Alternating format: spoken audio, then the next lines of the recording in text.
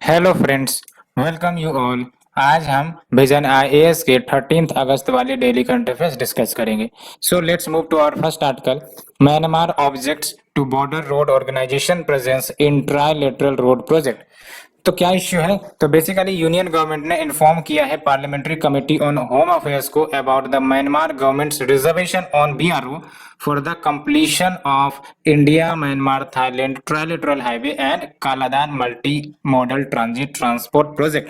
तो बेसिकली कहने का मतलब यह है जो अभी कंटिन्यू हो रही है आपका जो Kaladan multi modal transit project है as well as IMT trilateral highway का प्रोजेक्ट, उसकी स्थिति को हाईलाइट किया है। साथ ही साथ जो मिनिस्ट्री है वो एक्सप्लोर कर रही है the involvement of other agency जैसे NPCC, NHAI, IRCON and RITES for the implementation of project. तो न्यूज क्या है और हमें जानना किसके बारे में है? तो आईएमटी ट्राइलेटरल हाईवे के बारे में जानना होगा और ये जो आपका केएमटीटी प्रोजेक्ट है इसके बारे में भी जानना होगा, प्रीलिम्स के लिए भी इंपॉर्टेंट है।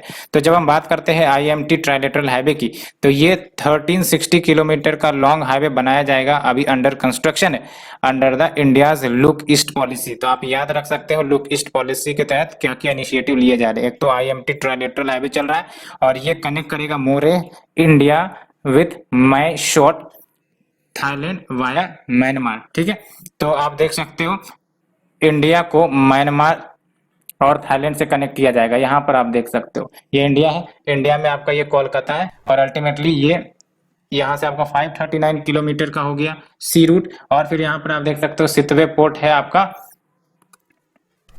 म्यांमार में और अल्टीमेटली ये आपका फिर म्यांमार के रास्ते ये नॉर्थ ईस्ट स्टेट में एंटर किया जाएगा, खासकर मिजोरम में। तो आप देख सकते हो ये यहाँ से डिफरेंट डिफरेंट हाईवे बनाए जाएंगे, लेकिन ये जो मैप में दर्शाई गई है it is Kaladan multi modal transit project. It is not your IMT, that is India Myanmar Thailand. India Myanmar Thailand में तो बेसिकली तीन को कनेक्ट किए जाएंगे, इंडिया को, थाईलैंड को वाया म्यांमार। ठीक है, तो ये याद रखना है।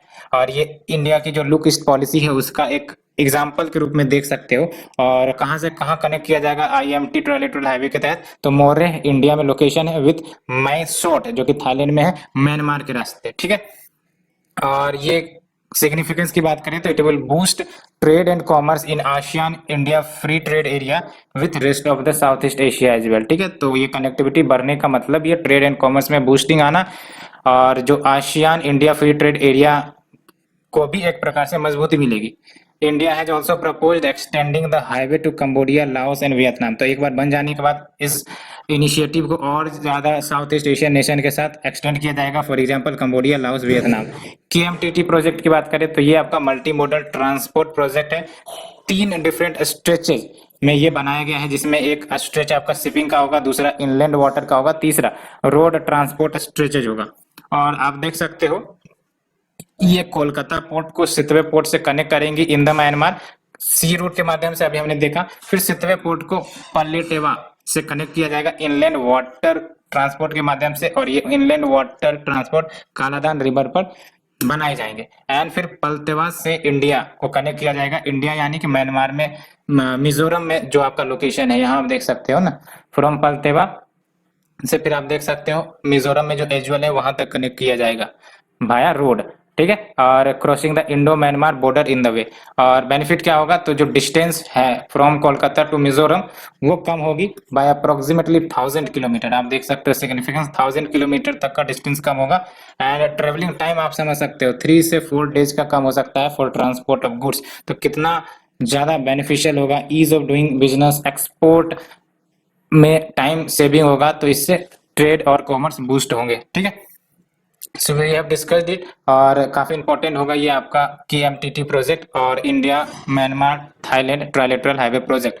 ठीक है, तो आईएमटी ट्राइलेटरल हाईवे कहां से कहां कनेक्ट कर रहा है? Moreh India with Mae Sot that is in Thailand via Myanmar. Next we move to parliamentary committee on agriculture. इन्होंने रिपोर्ट प्रेजेंट किया है ऑन प्रधानमंत्री फसल बीमा योजना। तो अगर हम बात करें प्रधानमंत्री फसल बीमा योजना की, तो क्या की इश्यूज हाईलाइट करी गई है?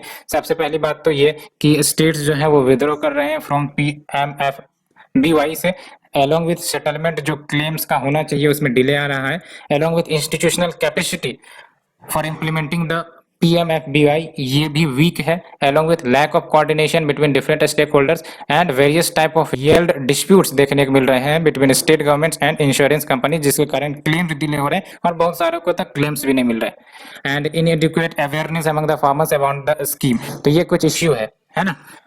और अगर हम बात करें इस स्कीम की, तो ये लॉन्च की गई थी अप्रैल 2016 में, और इसके तहत simple and affordable crop insurance product provide करी जाती हैं to insure comprehensive risk cover of crops to the farmers against, ये याद रखना है, all non preventable natural risk from pre sowing to post harvest. तो ये स्कीम आपका प्री सोइंग से पोस्ट हार्वेस्ट को भी कवर करता है और एडुकेट क्लेम अमाउंट भी प्रोवाइड करेगा। क्या याद रखना है? Against all non preventable natural risk from pre sowing to post harvest and adequate claim amount भी प्रोवाइड करी जाएंगी। और देख सकते हो प्रिस्क्राइब्ड प्रीमियम 2% है और ये पे करी जाएंगी फार्मर्स के द्वारा for all kharif crops and 1.5% for all rabi crops. Option में कंफ्यूज मत हो जाना, 2% ये आपका खरीफ क्रॉप्स के लिए, 1.5% रबी क्रॉप्स के लिए। और अगर कॉमर्शियल एंड हॉर्टिकल्चरल क्रॉप्स की बात करें तो प्रीमियम 5% रखा गया है ना, तो 2, 2.5 and 5%। And to insure more efficient and effective implementation of the scheme, central government ने रिवैम्प भी किया था PMFBY को 2020 के खरीफ सेशन में, जिसमें कुछ प्रोविजंस डाले गए थे कि जो इस स्कीम की एसेसिबिलिटी होगी वो वॉलंटरी बेसिस पर होगी, यानी कोई मैंडेटरी नहीं है कि इस स्कीम को सब्सक्राइब करना ही है ना। तो 100% वॉलंटरी स्कीम है फॉर ऑल फार्मर्स। फ्लेक्सिबिलिटी दी गई है स्टेट्स यूटीज को इन इट्स इंप्लीमेंटेशन। क्या की रिकमेंडेशन प्रोवाइड करी गई है इस पार्लियामेंट्री कमेटी के द्वारा? तो मॉडिफाई करने के लिए कहा गया है 2 provisions under the revamped operational guidelines so that withdrawal of states की जो समस्याएं देखने को मिल रही है उसे प्रिवेंट किया जाए। क्या ये 2 प्रोविजंस को मॉडिफाई करने को कह रहा है? तो देख सकते हो, states delaying release of subsidy beyond stipulated time, यानी कि जो सब्सिडी रिलीज करनी है स्टेट को उस तय डेट पर नहीं रिलीज करी जाती है, टाइमलाइन ज्यादा एक्सटेंड हो जाता है। एंड तो इससे जो अपकमिंग सेशंस है, अपकमिंग सीजन्स है, उसमें कहीं ना कहीं पार्टिसिपेट नहीं कर पाते, क्योंकि पहले का तो सब्सिडी क्लियर नहीं हुआ, दूसरे का कैसे मिलेगा? तो ये हो जाता है आपका, ठीक है। Along with requisite central share of premium subsidy, जिसमें आपका 90:10 है, यानी कि 90% जो अभी आपका सब्सिडी होगा वो सेंटर की तरफ से, याद रखें नॉर्थ ईस्ट स्टेट की बात कर रहे हैं, 10% आपका स्टेट की तरफ से, और जो रिमेनिंग स्टेट है उसके लिए 50:50, ठीक है।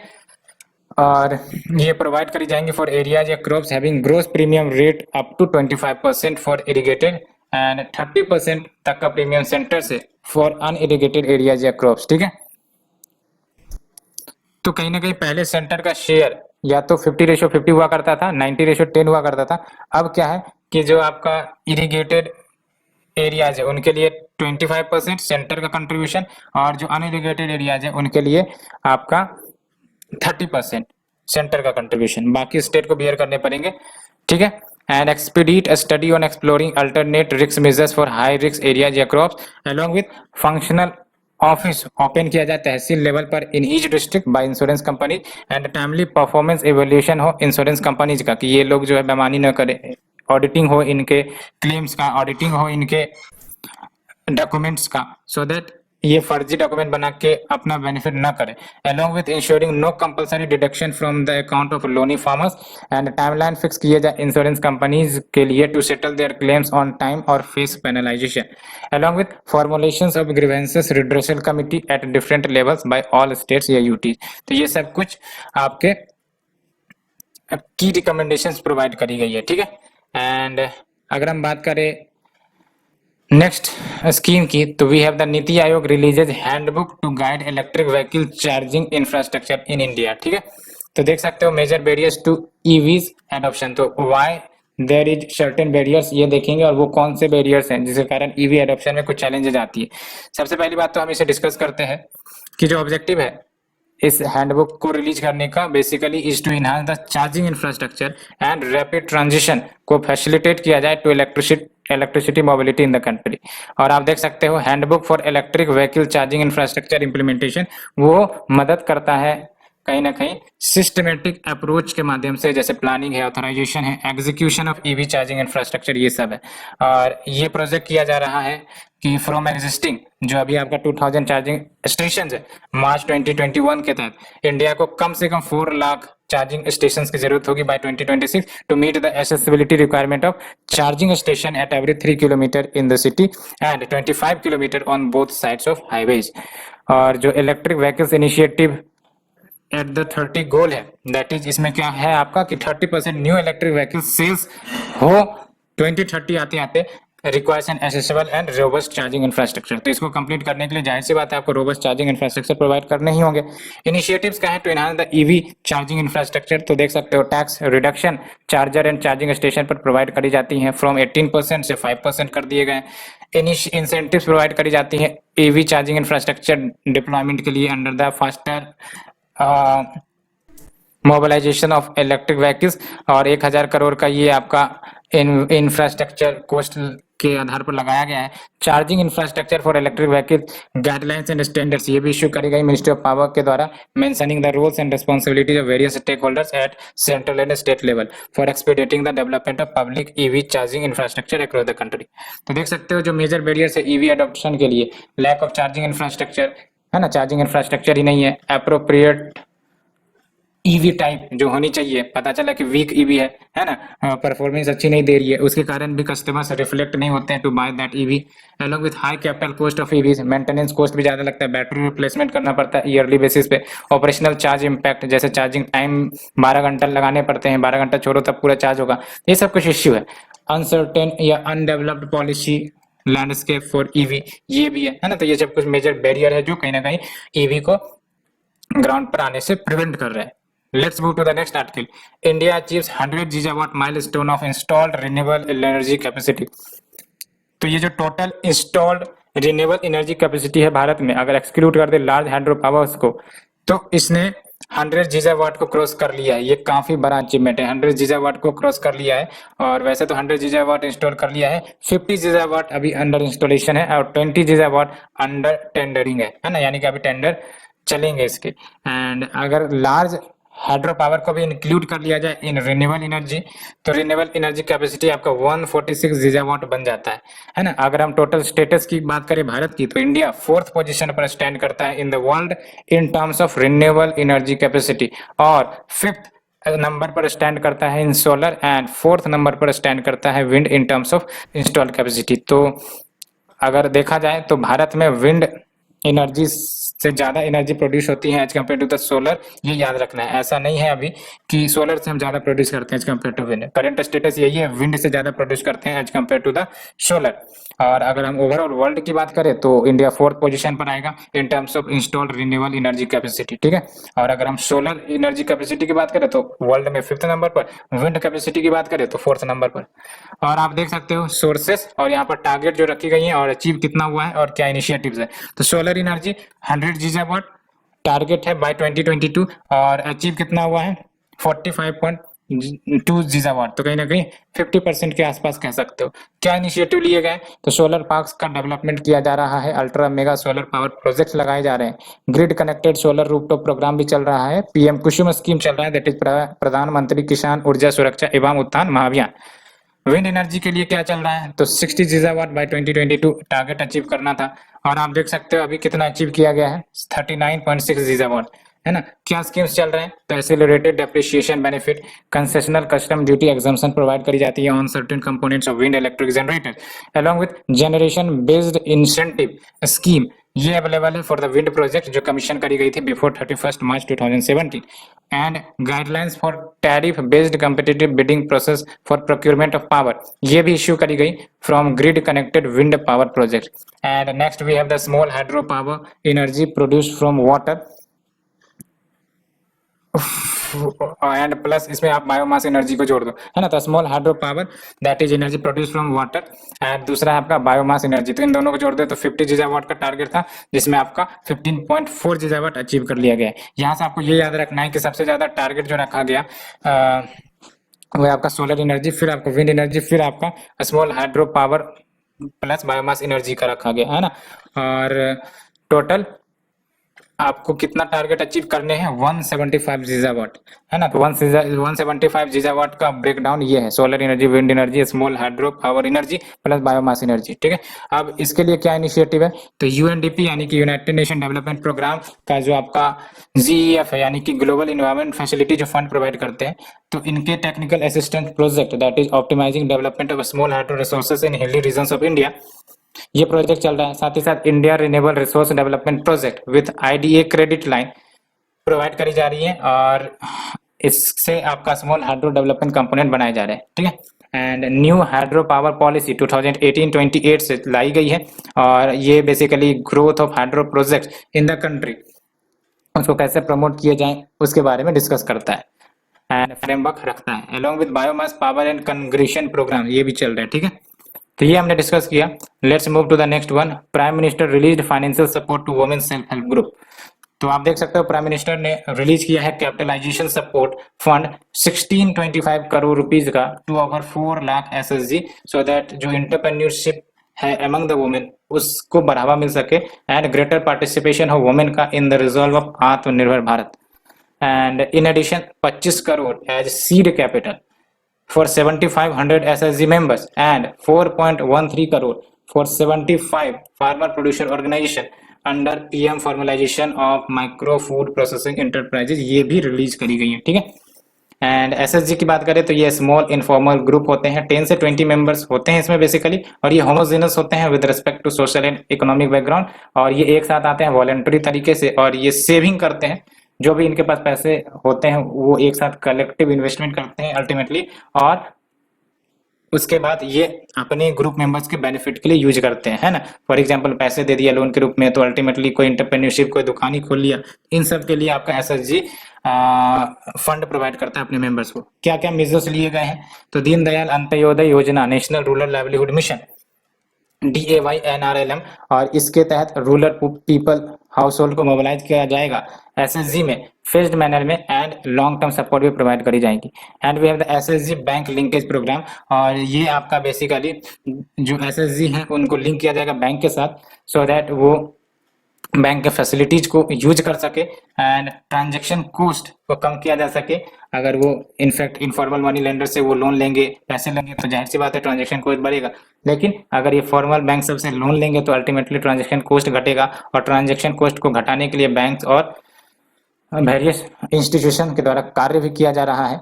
और आप देख सकते हो ट्रांजैक्शन कॉस्ट को कट करने के लिए, चाहे वो बैंक हो चाहे वो उनके रूरल क्लाइंट्स हो, ये नाबार्ड के द्वारा कुछ इनिशिएटिव भी लिए गए हैं। क्या सिग्निफिकेंस है एसएसजी के, तो women empowerment, poverty alleviation, financial discipline, rural and human resource development, ये सब कुछ बेनिफिट्स हैं। So let's move to the shorter news. Extended troika meet, तो कतर ने मीटिंग होस्ट करी है एक्सटेंडेड ट्रोकिया का, जो कन्वीन करी गई थी रशिया के द्वारा, और ज्वाइन किया गया US special envoy for Afghanistan Zalmay Khalilzad, और उनके जो काउंटर पार्ट थे from Russia, China and Pakistan. Original troika process, इसमें क्या होता है, कंसल्टेशन होते हैं between US, Russia and China, और इंडिया ने पार्टिसिपेट किया है रीजनल कॉन्फ्रेंस में Doha for the first time along with US, Russia, China, Pakistan. लेकिन पोस्ट कॉन्फ्रेंस कोई ऑफिशियल स्टेटमेंट नहीं दी गई, एंड एम जो था एक्सटेंडेड ट्रोकिया मीट का, तो वही है कि जो अफगान पीस प्रोसेस है उसको जल्द से जल्द स्टेबलाइज किया जाए, फास्टेन करा जाए। Next one, RBI to penalise banks for non availability of cash in the ATM, ये काफी गुड स्टेप कह सकते हो आया है, बिकॉज अभी देख लो डायरेक्शन इश्यू करी गई है बैंकों को, और आरबीआई ने कहा है फ्रॉम अक्टूबर 1 बैंक को पेनल्टी फेस करनी पड़ेगी 10,000 रुपए पर एटीएम का, अगर वो एटीएम में कोई कैश अवेलेबल नहीं है for more than 10 hours in a month. ये काफी अच्छा कदम लिया गया है। और अगर व्हाइट लेवल एटीएम हो, व्हाइट लेवल एटीएम यानी कि it is manage by third party, और ये किसी बैंक का एटीएम नहीं होता है, अल्टीमेटली यहाँ पर बैंक के लोगो भी नहीं होंगे, ठीक है।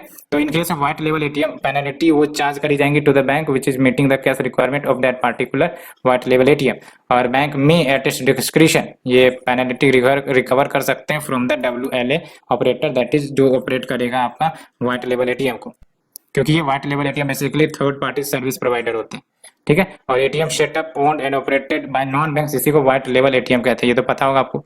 स्पेशल पर्पस व्हीकल मॉडल की बात करें तो special purpose vehicle model of national highway authority of India, ये रिप्लेस करेगा build operate transfer mode of some project, ठीक है। तो एसपीवी की बात करें तो ये लीगल एंटिटी होती है, कंपनी कह लो, इंस्टीट्यूशन ही कह लो, जो बनाई जाती हैं well defined sole and narrow purpose के लिए, और ये जनरली बनाई जाती है to isolate a company's asset और एक्टिविटीज, ठीक है। एंड द एक्टिविटीज और asset are distinguished into the new entity that is the SPV, so investors या लेंडर्स कंफर्टेबल फेस करें। सिग्निफिकेंस की बात करें तो देख लो, it is a major to separate the risk and free up capital. Now is the storm surges. क्या है स्टॉर्म सर्जेस? तो देख लो, ओडिशा गवर्नमेंट प्रिपेयर कर रही है action plan for the coastal stretches of the state, जो हाईली वल्नरेबल है storm surges के लिए, और साथ ही साथ स्टेट प्लान कर रही है कि वो saline and flood embankments raise करे along the coast so that tidal surges prevent करा जाए from inundating the human habitation। storm surge की बात करें तो ये abnormal rise है sea water level में during a storm, और ये मेजर करी जाती है as the height of water above the normal predicted astronomical tide। and surge होने का क्या कारण है? Primarily because of the stormy winds, जो वाटर को ऑनशोर की तरफ ढकेलती है, यही है आपका storm surge. Next is your fit India freedom run 2.0। तो फिट इंडिया मिशन ये कंसेप्चुलाइज किया है फिट इंडिया फ्रीडम रन 2.0 को to commemorate the 75th independence day, आजादी का अमृत महोत्सव। इसमें आपका फिजिकल या वर्चुअल रन होगा इन कंटिन्यूम फ्रॉम 13 अगस्त से 2 अक्टूबर 2021 के लिए। और एम क्या है? फिटनेस इंकरेज करे, help us to get freedom from obesity, laziness, stress and anxiety diseases. And fit India movement ये 29 अगस्त 2019 को लॉन्च करी गई थी by prime minister with a view to make fitness an integral part of our daily life.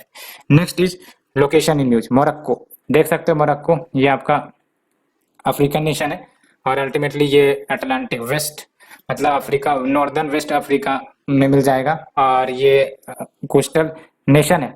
और देख सकते हो मोरक्को यहाँ पर है, और ये अल्जीरिया है, वेस्टर्न सहारा है, इसको बॉर्डर करती है ना। यहाँ पे इश्यू क्या रही है? तो इजराइल ने डिप्लोमेटिक मिशन मोरक्को में ओपन कर दिया है as a part of normalising the relation, जो अब्राहम एक्कॉर्ड्स के अंतर्गत इनिशिएट किए गए हैं, तो इसलिए मोरक्को न्यूज है, ठीक है। मोरक्को याद रखना, मोरक्को का बॉर्डर नेशन अल्जीरिया, वेस्टर्न सहारा और ये अटलांटिक कोस्ट से ये अटैच्ड है। और देख सकते हो उसके बाद आपका स्पेन, यूरोप शुरू हो जाता है, ठीक है। नेक्स्ट अगर हम बात करें, मोरक्को का कैपिटल रबत है, और माउंटेनियस नेशन है जो वेस्ट टू नॉर्थ अफ्रीका इधर लाई करता है, और ये यूरोप से सेपरेटेड है by the straight of Gibraltar. तो यहाँ है आपका स्ट्रेट ऑफ गिब्राल्टर, ठीक है, जो यूरोप को सेपरेट करता है मोरक्को से। और ये मेजर इकोनॉमी है नॉर्थ अफ्रीका की, and it is a part of Maghreb league, याद रखना it is a part of Maghreb league. और इबन बतूता जो कि मोरक्को स्कॉलर भी रहे हैं, और ये मोरक्को से इंडिया भी आ चुके हैं 14th सेंचुरी में, इनका कंट्रीब्यूशन भी रहा है। Algeria is the next news. देख सकते हो अल्जीरिया का लोकेशन देख लो, मोरक्को है, मोरक्को, माली, मरूशियाना, नाइजर, लिबिया, ट्यूनीशिया, है ना, ये सब के सब आपके क्या करते हैं? अल्जीरिया को बेसिकली बॉर्डर शेयर करते हैं, ठीक है। न्यूज किस लिए आई है यहाँ पर? Because death toll wildfire के कारण 69 पहुंच गया है, और अल्टीमेटली उसके बाद अल्जीरिया ने 3 डेज नेशनल मॉर्निंग डिक्लेयर किया है, दैट्स वाई अल्जीरिया न्यूज में। अल्जीरिया का कैपिटल देख लो, अल्जीरिस, और ये बिगेस्ट अफ्रीकन नेशन है, याद रखना biggest African nation Algeria 10th number पर आता है इन टर्म्स ऑफ साइज। अगर ग्लोबल लेवल की बात करें तो एरिया देख सकते हो आप 2.4 मिलियन स्क्वायर किलोमीटर का है, एंड ये नदर्न अफ्रीका में लाई करता है। It is a part of Maghreb league and OPEC, and ये इंडिपेंडेंस फ्रांस से हासिल किया था 1962 में, और इंडिया ने सपोर्ट भी किया था फ्रीडम मूवमेंट को with Algeria national liberation front having office in India from 1950s। तो देख सकते हो 1950 से ऑफिस भी थे अल्जीरियन नेशनल लिबरेशन फ्रंट के, है ना, और इसी ने कहीं ना कहीं फ्रीडम मूवमेंट में कंट्रीब्यूट किया, भारत ने भी कंट्रीब्यूट किया। With oil gases phosphates main present export है अल्जीरिया से इंडिया को किए जाते हैं। नेक्स्ट जो तवांग की बात करें तो recently Arunachal Pradesh state government approve किए हैं north east frontier railway proposal को for a toy train project in Tawang.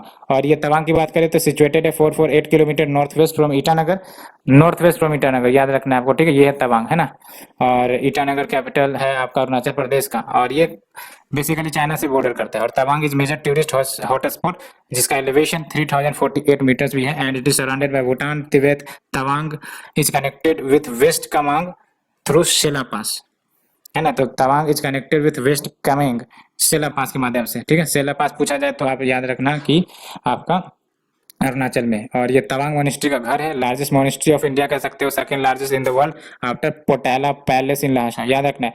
तो second largest in the world, first कौन है? पोटाला पैलेस लहासा तिब्बत में, ठीक है। तो ये हमने आज का डिस्कशन कंप्लीट किया, hope you have understood, and in the next lecture series we will be discussing the next date current affairs. Thank you friends, thank you very much.